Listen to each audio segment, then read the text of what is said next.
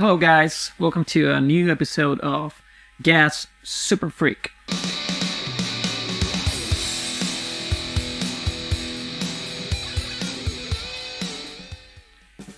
Okay, so in today's episode, we're gonna talk about something that I feel that it's really important because all guitar players, all bass players need to have one of these tools in their pedal boards, in their homes, unless they have really trained ears. Nevertheless, it's really important in terms of efficiency, especially in live performances, to have a tuner. There are different kinds. We have like this korg. This one was of my first tuners. It's one that has an input and output for cable, but also has a microphone, so you can use it like unplugged, and it runs on batteries. I usually use like this kind of tuners like nowadays just for maintenance of my instrument, like if I need to move the truss rod or change strings. I use this one because the other ones I have them like on my rigs or elsewhere. But it's really precise. It's korg. It's a good brand, but it's more for I will suggest for using it like for home use. This doesn't have a space like for a pedal board. Like, it's not efficient, and you cannot turn it on or off with your foot. That will be a real challenge. So moving on, there's also the behringer, the TU300. This was one of my first tuners, like for use it with the foot, and it's a cheap one, but it has like all the necessary things to use it like in your rig, but it's a little bit slow, and it's not as precise as you would want it to be. So yeah, I mean, it's a cheap one, and the plastic, it's not that strong. So if you are like hoping that this will last for years, I mean, you have to like be real careful with it, because it's like cheap plastic. That's the reality of this one. But it has like many things that I will be searching in a tuner. It has them. There's also the korg pitch black. This is the PBAD. It's really precise, has a big screen. It has the calibration button.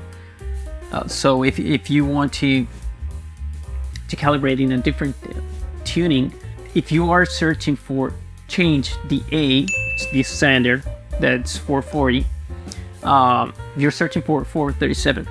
You can change it like with this button. Or if you are experimenting into different kind of tunings, you can use the calibration button to change the sense. So it's really useful for that. If you are trying to get like the tone, like the sound of, I don't know, someone like Dan McDonald, you can use it with this one, because Dan McDonald used 437 in Cowboys from Hell and 425 in Vulgar Display of Power. So it's really handy. Machine Head 2, they use a different tuning. It was like 450, something like that. So I'm not really sure that that's how it was, but in some forums they have like that information, and I don't know, you'll have to try it and try to match like the album sound with the tuning, and do your research. And there's also the Polytune 3, and this one has like the same that the other ones had, but it also has a buffer, and that's really important if you want to like preserve the tone of your instrument, like especially the treble side of your signal. That helps to preserve that.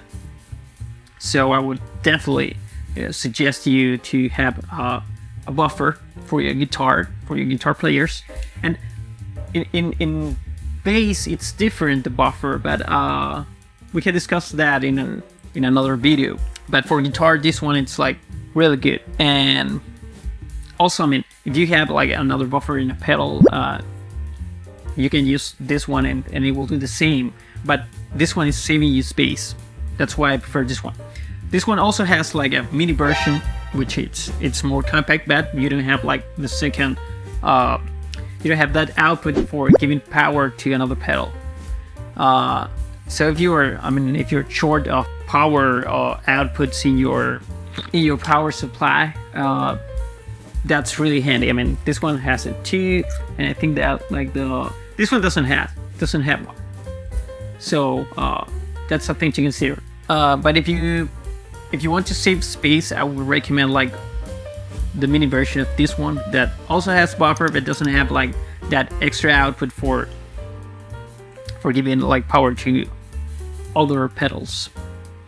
And so that's it. That's what I would search in a tuner if I was searching for one to buy a new one, which probably I will with the mini one, because like everybody needs more space in their pedal board. So, but if there are things that I didn't consider and that you think that are important, please let me know so that we can discuss it like in another video.